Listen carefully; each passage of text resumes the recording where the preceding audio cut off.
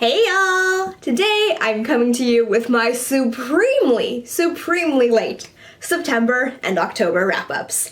So I haven't been reading a lot of books just because I have been busy with university. And essentially whenever I read a book, it's because there's a deadline I gotta meet, because it's a lot of like, oh my god, I need to give feedback on this on NetGalley tomorrow. Guess I gotta read it. This book is due from the library tomorrow. Guess I gotta read it. So there's been a lot of that going on since I've been in university, especially in October. September was a little more lax, but October was like deadlines and midterms and Coco's going to panic now. So I haven't read too much, but I thought I'd just go through them all with you now.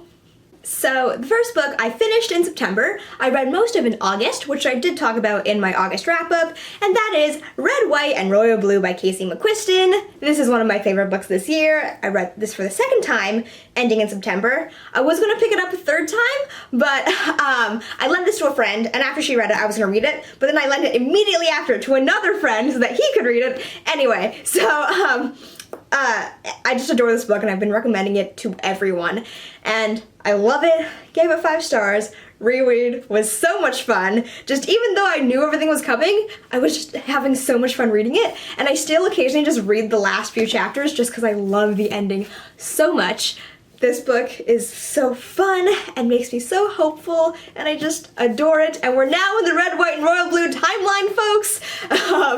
So yeah, this book I read and finished in September, and Red, White, and Royal Blue, if you don't know, is the story of the second Prince of England and the first son of the United States, and essentially they have had a little rivalry going on, a feud, for years. But after one very public altercation, the PR teams are like, folks, we cannot cause an international incident because you two cannot get along. Pretend. So they have to go and pretend to be friends on press junkets and stuff. So pretend friendship becomes real friendship, becomes secret romance, and it is so good and it is so gay. I love this book. 5 stars. I love it. Read it. Wait, I did read another book before this. I read Fix Her Up by Tessa Bailey, which is a romance about, I think it's a girl named Georgie whose family has a home renovation business, and she essentially it's her trying to be taken seriously by her family, since she, rather than working with a business, she's working as a clown for birthday parties, and also a romance between her and her brother's best friend, who was a very amazing, like, Major League Baseball player, but he got injured and now he's back in this small town. And it is a very cute romance. Georgie's attitude is amazing. From the first chapter, like, I was hooked and rooting for her just because of her attitude.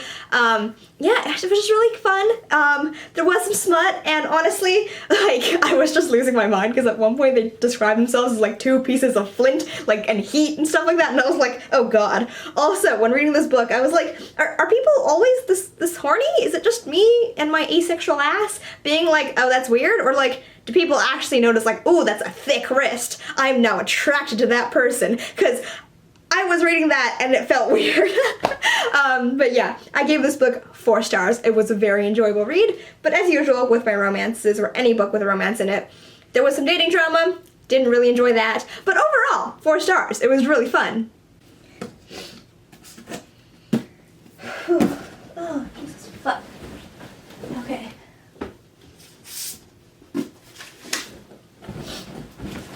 This has been an absolutely amazing reading year for me, because then I read my 3rd favorite book of all time. Yes, I've got a new first favorite book of all time and a new 3rd favorite book of all time, and that is The Song of Achilles by Madeline Miller. I love this book so much. My friend recommended it to me. I loved it so much that she bought me this copy for my birthday, and I'm so excited to reread this. I can't even talk about this book because it's so amazing. It's a retelling of the Iliad by Homer, and it's centered on Achilles and Patroclus, and essentially the idea is Homer never specified that they were, you know, romantically involved, but he also certainly didn't ever do anything to discourage that. So this is, you know, the romantic, gay Iliad. And it's so good and it's so heartbreaking. There was, I I can't even talk about this book. It was just so, so beautiful. I could find nothing wrong in this book. And I loved it so much. It broke my heart. I don't know what else to say about it. I gave this 5 stars.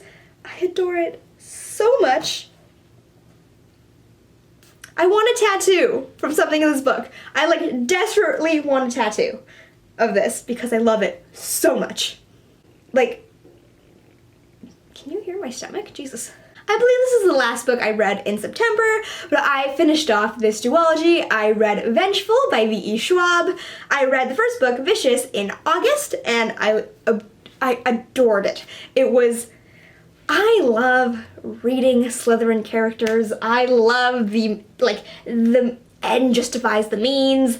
I love, like, ambitious and smarmy and, like, I'm gonna get my revenge characters. And that is Eli and Victor from Vicious, and they're back in Vengeful, but then we introduce another group of characters who are also all about revenge, and after they get, you know, their EO, their supernatural powers, what they do with it, and it's more like plotting and scheming, and it's once again Victor and Eli trying to get revenge on each other, like the first book, but around this whole new situation.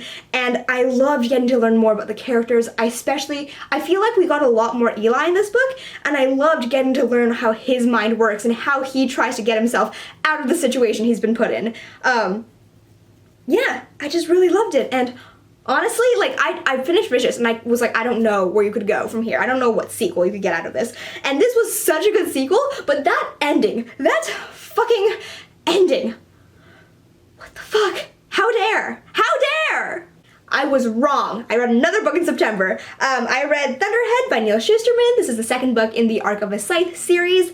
I read Scythe in July for the Book Junkie Trials, and I read Thunderhead in September because as soon as I finished Scythe, I put a request on this from the library, and it came in, and oh my god, I have so many thoughts on this book. I gave it 4 stars. I liked it more than Scythe, but I felt like this book would have benefited greatly if it had been split up into multiple books, or stuff from Thunderhead was moving to Scythe. I get why Scythe ended where it did, but my major issue with Scythe was that nothing happened. I felt like there was nothing going on, there was a lot of training, and there were no big, like, shattering events, which you would kind of be expecting in the book.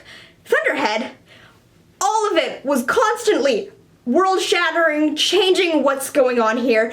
Every single part of this book had something going on, and it was too much. It was too goddamn much. I could not keep my head around what was happening, all the different changes. I was forgetting things. Like, there was so much happening, I couldn't be excited about things that were happening. It was just thing after thing after thing after thing after thing. I gave Scythe 4 stars. I'm giving this 4 stars as well, but I think I get where Scythe ended, I really do, but like, maybe if Thunderhead has been split into 2 books, I feel like I would have had a better reading experience from it. Like I said, I couldn't even be excited about what was happening in the book. It also definitely did not make me that excited to continue to the next book. Whereas with Scythe's ending, I was like, oh my god, I need Thunderhead now. Now I'm like, yeah, I want to finish this series, but nothing from Thunderhead is like instigating a feeling that I need to read the Toll now. Oh, and I love Grayson. I was reading some reviews on Goodreads and no one likes Grayson, but I love him so much.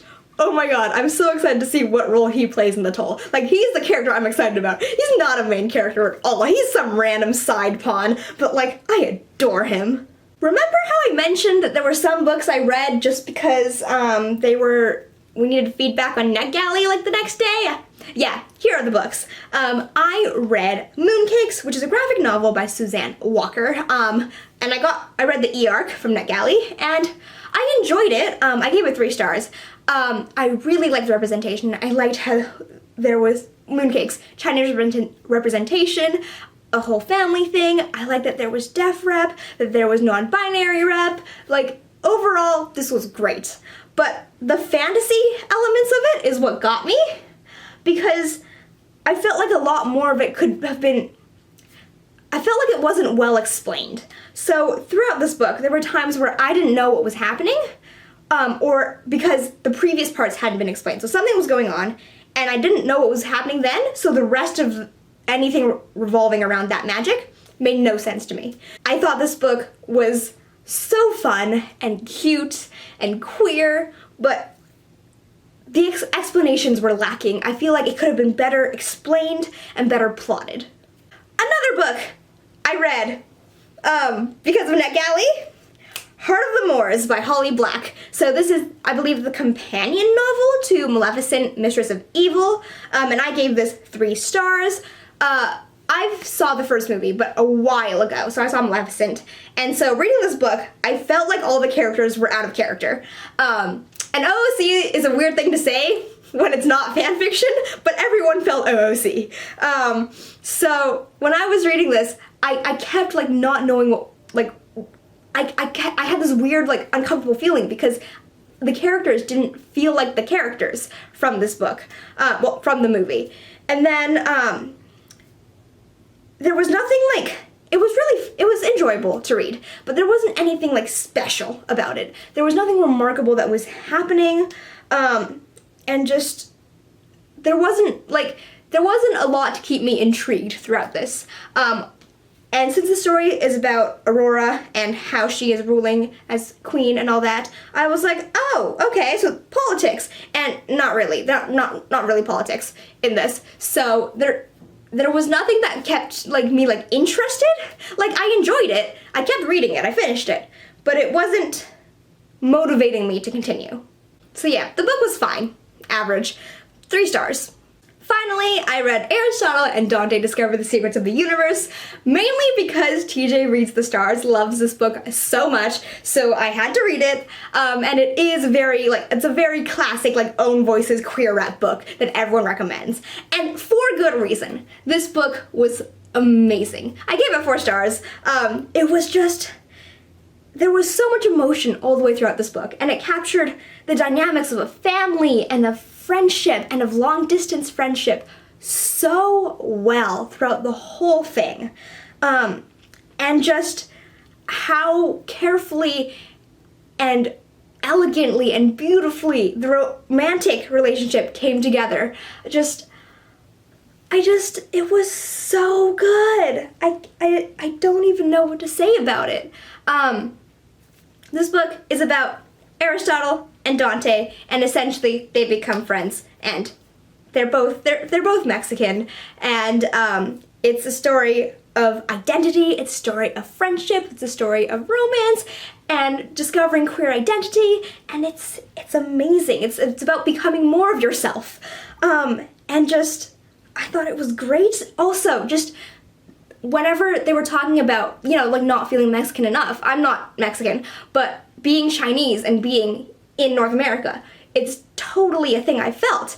And so I thought just so many things in this book were done so well, and they're topics that I don't think are, like, in books are often not done enough or not done well, and so it was so nice to read.